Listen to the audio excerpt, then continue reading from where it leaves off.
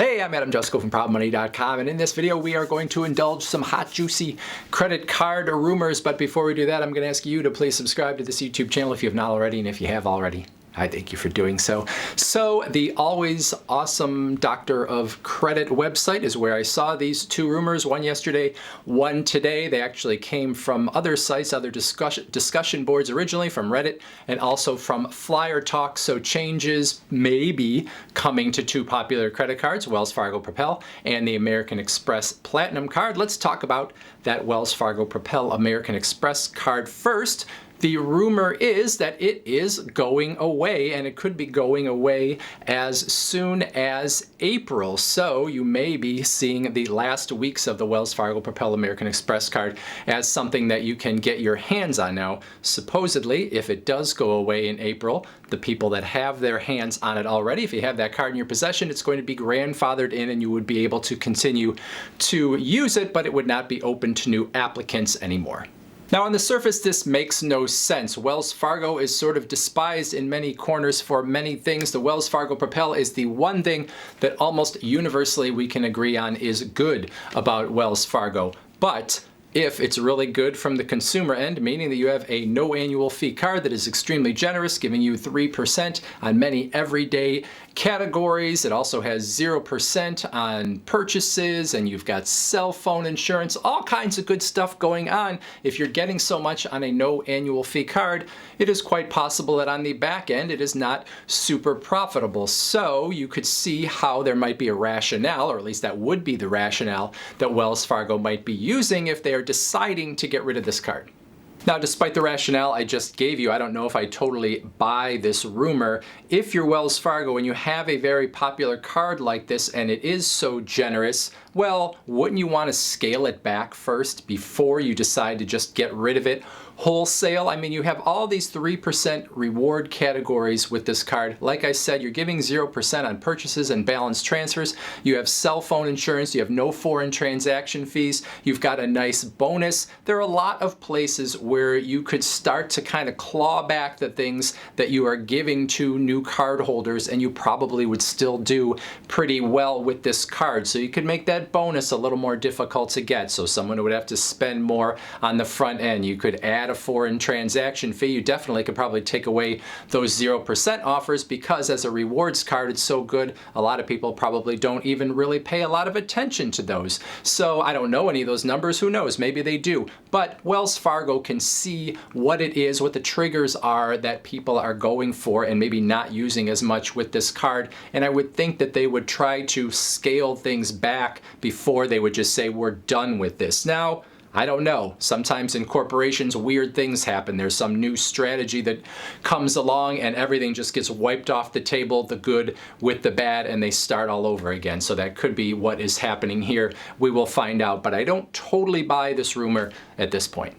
And then the second rumor is the fact that the American Express Platinum card is supposedly getting a significant increase to its annual fee starting in the third quarter of 2021. The annual fee right now, $550. The annual fee after this change supposedly would be $695, perhaps even breaching the $700 per year level. And then there would be some changes or additions to the benefits.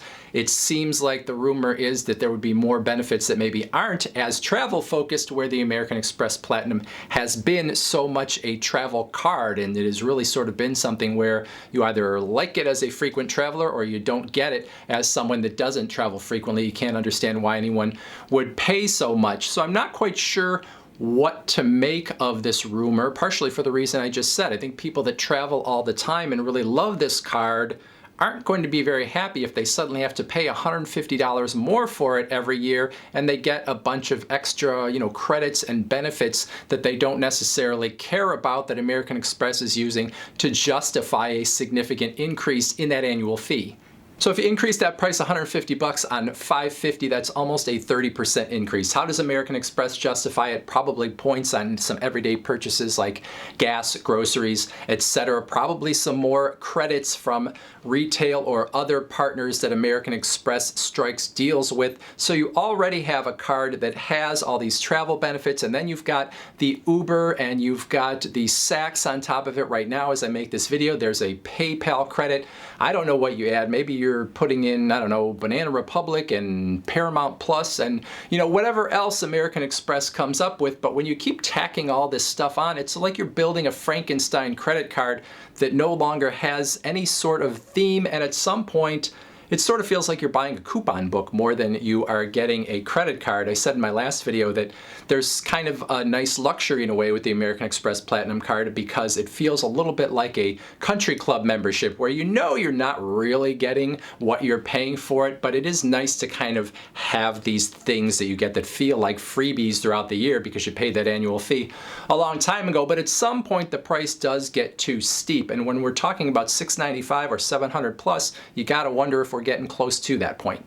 But maybe that's what American Express wants with the Platinum. Maybe they want to zero in on those wealthy customers who would go all the way up to $1,000, who have enough wealth that they wouldn't even bat an eye at paying that much for their credit card and would never take out that magnifying glass to really look hard at what they're getting for that money. And as was mentioned on Doctor of Credit, perhaps this is a way to push the Platinum up market so American Express could introduce a card that goes in between the Platinum and the Gold. But I don't know about that either, because American Express has just been making this big push to get more people into the Platinum card with the 100,000 point bonus and the 10 points per dollar on gas and groceries for new card holders. Why would you suddenly push that annual fee up so much if you wanted to go for wealthier customers and go more up market after you just brought all these people in, many of them who came based on a big bonus, but they aren't necessarily the huge target market? That part doesn't make sense to me unless you just figured we're going to get as many people into the corral as possible, then we'll raise the price and we'll see how many of them we can keep. And even if we lose a bunch of them, we've increased the price so much that this is going to be more profitable than it would have been otherwise. But that's why rumors are so fun. It is fun to play armchair marketing manager or armchair finance department manager, or whatever their titles are, in these credit card companies and try to understand what is going on sort of behind the scenes. As far as these rumors go, it shows you that the credit card market just continues to be more and more competitive. On the Wells Fargo Propel front, you've got a no annual fee card, and at some point, you can't keep adding things to a card before it starts to lose money. And I don't really know where else the Wells Fargo Propel card could go other than to actually take away some benefits if they want to be more profitable. So it's either going to stick around in its current form, or it's going to go away, or they're going to slash benefits. I guess those are really all the choices that there are anyway. So we'll see what happens with that one. As far as the American Express Platinum card goes, they've got a little more room to tinker, especially if they do increase the annual fee, because they can keep working to try to figure out what that cocktail is of rewards and benefits that will make people feel good about paying these higher annual fees, higher and higher annual fees, to keep their hands on it. So we'll see what happens. That is it. Those are all my thoughts. I'd like to hear yours. Put them in that comments section below. Otherwise, I thank you for watching. And as always, please go to proudmoney.com, where we do credit card reviews, we talk personal finance, we talk deals, and all sorts of other fun stuff too. Thank you for watching. Bye.